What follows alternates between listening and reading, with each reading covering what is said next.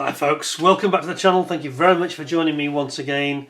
You are always most welcome. Well, today we have another new review of a kit from ICM, and it's another one. They seem to have made a whole series of these Sally Bomber variants. This time, of course, we've had two versions in the 72nd scale, and now we've got the second version at the 48th scale. So it's the 1A Sally Bomber. And this, of course, is the bomber that was used heavily against the Chinese in the sort of the Japanese-Sino War, start of World War II, just before the start of World War II and beyond into World War II. A couple of things I've noticed about this kit, though, is number 48196. A couple of improvements in the way that ICM are actually presenting their product. They're quite subtle. Let me just show you this. So I've had an issue a couple of times when I've been giving you these reviews, and I've had trouble reading the data on the side because they've sometimes just printed it on quite a dark background. And here what they've done, they've simplified the data. I think they're going to give you more history inside, but they've put it in this light coloured box, so it's actually very easy to read now. As you can see, their first version of the Ki-21 family of bombers. This is version 1A. This model's got its own type of tailplane, no machine gun point in the tail section. Different variants of the side machine gun position in the fuselage are possible. The kit has decals for 5 different markings of different periods of World War II, and then it's got the length details, etc. And then around on the other side we've got basically showing you the different versions in terms of marking options. So we've got the 60th Sentai, China early 39, 60th Sentai, China in 1941, a couple of years later, different markings obviously. And then the 14th Sentai, probably China 1941. The Koryuki Hiko Rentai, presumably 1942. I didn't butcher that too much. And then the 64th Sentai 1943. So, yeah, they've made this like very subtle change in the way that they've offered the data on the outside. And of course, I'm someone who never complains about too much data. You can't have too much data really. But I think what they've done, they've given a simplified version on the outside of the box. I think they're going to a bit more detail inside. So, without further ado, it's a very nice box. Nice bit of what looks like Mount Fuji in the background. Kind of similar to one of the other. Was it the other 48th? I can't remember. Was it the 72nd scale one where it had a bit of Mount Fuji? But we shall see. We shall see. Have a look. Bear with me. Bear with me. I'm just going to try and get through their tape, which is quite good tape, it has to be said. Excellent packaging tape. So, let's have a look what we've got in this one. And can I get into the box? Because we always know that they can be a bit of a challenge. Not so much for these sort of shallow airplane boxes. It tends to be some of the deep ones that we have a problem with. Okay, so box in a box as usual, and plenty of plastic, that's for sure. Lots and lots of plastic. Lovely. Usual paint guide, recommending olive green in this case. And sure enough, we've got our detail. So I like the way they've done that. Instead of just having the same data on the box and the same data on the sheet, they've gone and go for a little bit more detail when you actually open it up, and it's a bit less wordy and easy to read on the box itself. So let's have a read of what they've got for us. So it says the Ki-21 pre-production bomber made its first flight in late 1936. So it's about the same time as the first Spitfire, isn't it? Prototype. The serial production of its first modification, so the production model, the Ki-21-1a, began in 1938, the same year that the aircraft made its combat debut. Air units of the Imperial Japanese Army, which were equipped with the Ki-21-a, were involved in active operations in China. In the spring of 1939, the Ki-21-1a took part in combat operations against the Red Army of the on the Halhin Gol River.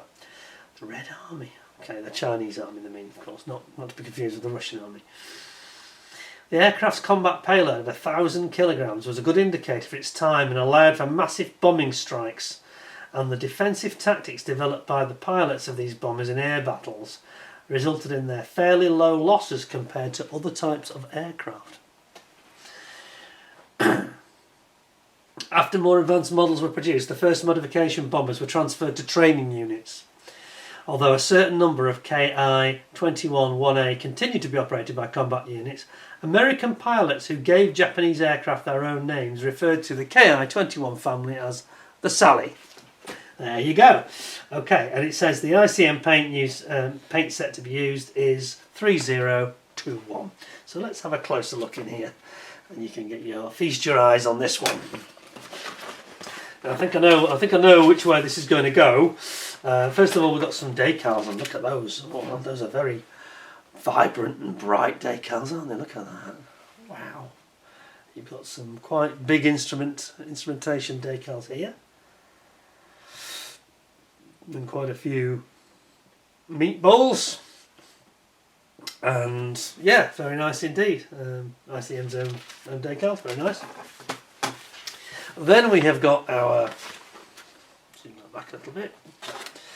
Then we've got our sprue map showing the various parts which will and will not be used. And obviously because there's several variants. I think we'll flash through this fairly quickly because it is very similar to the one we already saw a few weeks ago. So what we basically got is, starts off with your main fuselage on the port side, and you've got quite a few windows to put in. This model has a lot of windows. It has 130 separate windows, would you believe? So I just want to warn you in advance. You're going to need a mast set. We'll talk about that later. Then you've got like the inner spar cover for the inside of the fuselage sort of cladding, so to speak. A couple of different options on windows here, depending on whether you want to have the guns mounted in it or not. And then basically we're just going through fitting lots and lots and lots of windows, as you can see. Yeah, many windows. Then we're going to fit all our internal fuselage cabin area. You've got oxygen bottles going in there, you've got seats. Then you've got the bomb bay being installed here. And then sure enough we've got the bombs themselves here. And then installing those in the bay once you put the fins and the support, reinforced supports on to support the fins. Then you've got your pilot's and navigator's seat at the front. Complete with the pedals for the rudder. And then we have got our yoke controls for both pilot and navigator. Well, I think they may have called him co-pilot in fact. And then we've got these various fuel tanks being built up as we've seen previously. And then you've got the lower section with the windows in it underneath the cockpit at the front. Then we have our various, these are actually the gun sort of bandoliers, or what do you call them, the bullet magazines I should say. And there is indeed one of the magazines with the gun itself. And then you've got, this is the gunner's emplacement you've got here. So you've got a gun that looks like it's facing down, and you've got guns facing out the side as well. Looks very like a Lewis gun actually, doesn't it? And then we've got this tail section going on here, separate tail section, and then many more windows to go on because you're now moving onto the starboard side. So you're going to repeat this many windows, and again lots and lots of gun magazines going in there as well, and again lots of magazines being put in place for the gunners around the mid gun position. Then you're going to build up your instruments. You've got the gunner's seat going in here, and you've got the coving on top of the instruments here. Then you've got your bomb bay doors going in, and we've got the option of bomb bay doors open or bomb bay doors closed, of course. Then we have got our machine gun mounting. This is for the top deck machine gun. This is this area that has all these windows in it. So you've got a gunner, and then he sits under this like a greenhouse basically. Absolutely incredible. So that's the gun position with the gun ring going in, and then you get the glass coming in. Look at all the glass. It must have been baking hot, you know, especially in this part of the world. And then you've got the gunner's main gun going in there. That's going to go in the front of the nose. So I think it was like a rotating gun ring position. And then you've got your horizontal stabilisers going in with your elevators and your rudder at the back. Fitting those in here. And then we're going to build up our wings, complete with a former, and you've got your ailerons going on there, and then same on the opposite wing, and then bringing in those two wings together into the fuselage. Then you start to build your tail wheel, which goes in here, and then you're going to build up the main gear support legs, the wheels and tyres, and then bring those into here. Complete with the shock absorbing legs, and then we've got some door supports for the actual gear doors. Then you're going to build up your engine nacelles here, complete with radiator intakes, and then they go onto the wing like so, over the main gear. Then you're going to build up your engines, and your cowlings are going around them like so. And then the cowlings go onto the front of the engines get put into their nacelles, and then you've just got your props and your spinners to go on. Couple of aerials and we are finished. Construction is actually completed. And then we get to our masks. Oh, now here you are. This is what I was just talking about. There are 130, and I'm not exaggerating, 130 windows. So you need 130 masks. Ouch. Yeah, I just get a mask set. I mean, you can use these, but you're going to spend such a lot of time. You know, for the cost of £10 or £12 to buy a mask set, I just get all that. Anyway, then we have our colour call-outs. Just go back to this. Colour call-outs here. So this is the 60th Sentai in early 1939. Quite an attractive scheme, actually. I like that one. Black underneath. A bit like a night fighter, isn't it? Black underneath and camo on the top. And then over here we've got the 60th Sentai 2 years later. They've changed the scheme completely. Gone for a more traditional sort of grey, it's like a grey-green, isn't it? Which the Japanese use extensively in the Pacific. And then we've got the 14th Sentai in China 1941. Plus it also gives you the guide on the bomb. And then you've got another interesting scheme, which is the one that's on the cover of the box actually, which is the Kyoiku Hiko Rentai, which I hope I've got right, and that's the training flight regiment in 1942. It's quite an interesting sort of dazzle pattern almost, you know. And then finally you've got the 64 Sentai option, which is 1943, a little bit later in the war, mid-war, and you've got a dark green, olive green scheme on the top, and then the grey-green underneath. Right, so very, very nice. Now, some of you may recall that when I did my 2023 Kits of the Year, I believe this came in 8th position, the other variant I showed already, the 48th one. And the reason I gave for it scoring so highly was really the fact that I'd seen a very noticeable improvement in the sort of finish on the ICM moulding, and it became really graphically evident to me with the Sally, compared to say the compared to the 72nd scale one. We had this real leap forward, I thought. So I'm guessing really what we're going to see here is going to be the same. It's just a variant of it. So it's going to be, yeah, it's probably going to score quite highly unless it goes terribly wrong. So let's see what we've got. One big bag, which I don't really approve of. Maybe that's a little quarter of a point off, I don't know. I'd rather not have them in one huge, great big bag. I think we'll start with our clear parts, because I've gone away from doing it last, because to do that it always ends up being a disaster. So let's have a look at the clear parts first. And don't forget, there are a lot of windows in this aeroplane. I'm struggling to think of any aircraft that has more, actually. Of that type anyway, it's in a World War II bomber, to have 130 windows. So has the potential to drive you a little bit mad, I think. Yeah, let's have a look what we got. Once again, we've got some beautiful, beautiful clear plastic from ICM, just like we saw before. So I think the glasswork is the same basically. I'm not sure there's any great difference in this. So you've got some frosted areas, as you can see, and then there's the clear windows. You can see just how many windows there are. Oh my lord, there's such a lot of glass. I mean, that is literally looks like the Kew Gardens tropical house, doesn't it? any of you that have been to London and seen Kew Gardens, you'll know what I'm talking about. And again, the front, it's just glass, glass, glass and more glass, isn't it? Absolutely incredible. And this is the main cockpit area here at the front.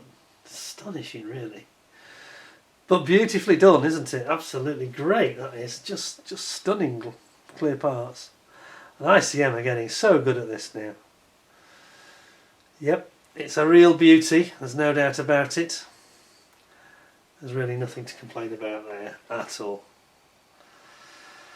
So that's off to an excellent start. If you want to have a challenge though, try creating your own masks. I just can't buy some.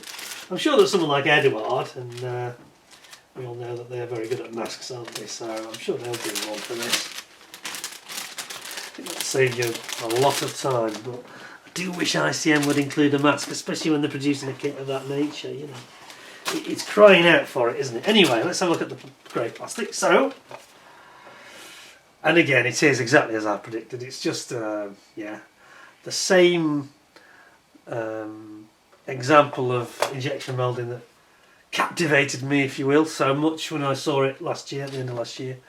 Very, very impressed by it. It's so fine, and you know, no flash, apart from the bits holding on with static from the sprue, but beautifully done. They've even got very, very subtle, I don't know if you notice this with ICM, their ejector pin marks are actually very subtle ones, generally speaking, even when they are visible.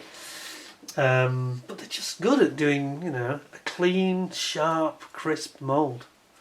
They're doing an excellent job of it. So that really is a very, very nice bit of injection moulding. You've got this internal part of the cabin. I'm going to pop that into the bag, just give the bag some rigidity. Hopefully we'll put the rest in later. Stick that over there out of the way, and then we'll have a look at what else we've got. So, here we've got the tailplane, and again, it's the finesse of it. It's so nicely done. It was, as I mentioned, it was creeping toward the sort of Tamiya standard, really. Such a sharp, crisp, clean moulding with good figuring. You've got lovely contours here for the elevators and the rudder. This sort of stretched fabric effect. Just oozing in detail, isn't it, really?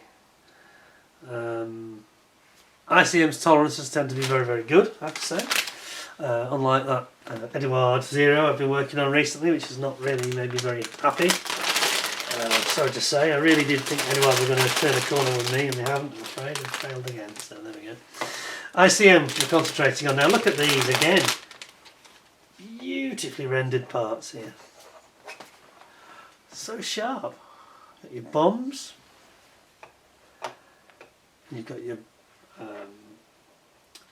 propeller, and again they've gone and put the sprue gate attachment point for the runner in a very sensible place indeed. Lovely little oxygen bottles. Yeah, lovely engines, very nicely rendered. And this is as sharp as the Edward engine that I've just worked on the Zero, and in fact some of the components I even recognise it must be the same engine. Completely, except that was something else. I must just say this. If we have a look, just let me show you this closely. Actually, look closely at this. This is the push rods for the engine. Look at how they've attached it to the sprue. Very sensibly done indeed. Not at all like the Edward one, which I've just been building, which had the most ridiculous way of doing it. Every single push rod had got a sprue attachment point connected to it. Every one of them. Very poorly done, and meant difficult cleanup because it's so delicate, the parts. So you can see how delicate they are. Well, they'd got a sprue attachment point connected to every single one. So you had all this cleanup to do. It's tons of it, and they're very time consuming, so I wasn't very pleased. But this has been done brilliantly, as you can see. Anyway, back in, let's have another look at it. You've got your wheels and tyres here, and they look very nice as well, don't they? Got some, let's try to see if I can tell if it's actually got some tread on it or not. My glasses are failing me. Then we've got our cowlings, and we've got the main gear here, main gear support leg there. And you've got your sway braces for your bombs. Look how sharply moulded these are. They're lovely, really, really nice. Here's your control yoke, and then you've got all these little magazines for the machine guns. Very, very nice. There's two of those. That's a twin moulded piece. Sorry, just seeing your back. A really lovely sprue that though. Really, really well engineered, I have to say. And this is what I got so excited it went into the top 10. Not really my choice of subject necessarily, but wonderful kit. Absolutely beautiful. And here we have another. And this is the one that's got quite a lot of the small parts on it, so things like oxygen bottles, fire extinguishers, a lot of the parts there, there's your oxygen bottles. A lot of the parts there, like the antenna aerial hoop, which is very beautifully done. So sharp, isn't it? So nice. Back of the seat here. You got like the radio, instrumentation radio sets. And you got these fuel tanks here and here.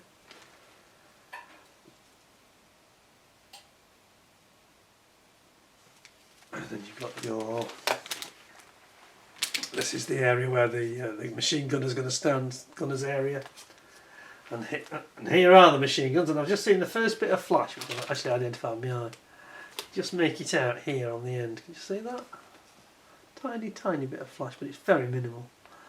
And the others don't seem to be suffering from it. So there's your machine guns. Very, very nice. Huh. Superb. You got some more of these different oxygen bottles and things there. Pop that away, and then introduce you to this one, which I need to zoom back for. It's huge.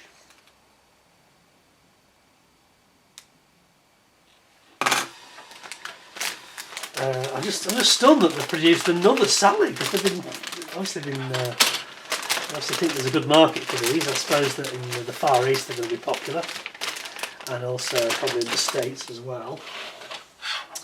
But now we get to the real meat and potatoes. So look at this fuselage, and isn't it nice and finely done? Very fine panel line detail here. It's very, very crisp. Goes all the way around to the bottom. Very consistent, the depth of it. Yeah, that's very, very nice. Then you've got your engine nacelles here, and they're very beautifully formed, aren't they? Really nicely shaped, and you've got the other one over here. Which is nice. Then you get your instrument panel here. And then you've got another fuel tank over there. So that's that one. And you see the many, many windows that are creeping in there, can't you? It's just literally like a huge flying greenhouse, really.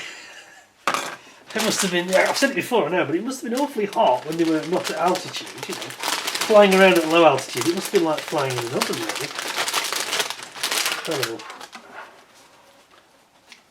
And then finally, last sprue already.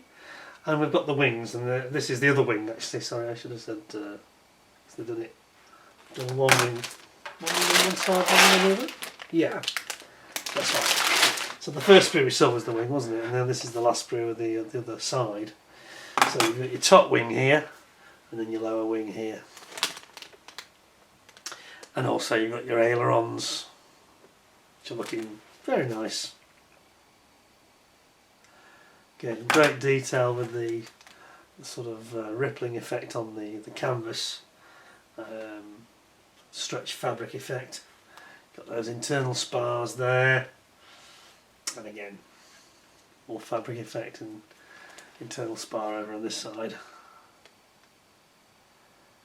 And the actual panel line detail, you can see it there, can't you? Very, very nicely done. So this doesn't snap, they're just strange the way they do it, it's not actually connected. But you can see there's some beautiful detail on the surface. All the little hatches for things like the fuel tank inspection hatch, things like that. Yeah. Excuse me. What can I say? It's another beauty, isn't it? This was what I said when I thought that suddenly this felt like it was more than just an upscale 1/72 scale kit. It really does feel like it's been engineered onto a different level, really, than the smaller kits are. I mean, that really is a beauty. Really is a beauty. Again. So, what are we going to say for this one then? Well, I think it's going to be a high score, isn't it? Because there's just nothing that's faultless. The only thing, predictably I'm going to say this again, the only thing against this kit is this huge amount of glasshouse work, and you need to have a mask set, and ICM don't provide them. I know they've got the template, but when there's that many of them, it's a huge task. That's going to take hours and hours and hours. So I do wish they'd put that in. So I'm going to give it 9.5 out of 10 because it's a mighty impressive kit. It's got such finesse in the detail, and the surface quality is beautiful. Looks like it'll take a wash really well, you know. You've got lots of different decal options, and some of those paint schemes are very interesting as well. Interesting subject to do. I think it'd be a cracker. So I'm saying 9.5 out of 10. Hope you'll give me 10 out of 10 with a thumbs up. Thanks very much for watching. Don't forget to, if you haven't subscribed already, to make sure you subscribe. And if you have done, then don't forget to ding the notification bell. Make sure you select the all option, because then you'll get notification of everything I put on, and you won't have YouTube trying to decide whether it is or isn't likely to be of interest. That's for you to choose. If you're not interested, that's fine. But I think it's best that you choose and not them. Otherwise, people have had lots of reports of people getting excluded from videos and they've no idea why. And it's because they haven't dinged the all option. And YouTube has made a decision that that's probably not for them for whatever reason. So there you go. Anyway, thank you very much for joining me. I hope you enjoyed thought it was interesting. Another nice kit from ICM. Thank you very much to them for providing it to us. I certainly hope to see some more very interesting ones coming through from them in the very near future. I know at the end of January we've got some very interesting ones indeed coming through, some new stuff. So stay tuned. And in the meantime, thanks very much for watching. Stay well, stay safe, stay warm, because we've got very chilly conditions in the UK at the moment. We've got a little bit of an Arctic low coming down, hitting us. So we're having a bit of proper winter at last. Not a bad thing. And until I see you next time, please look after yourselves. Take care. Thanks very much for watching. And bye for now.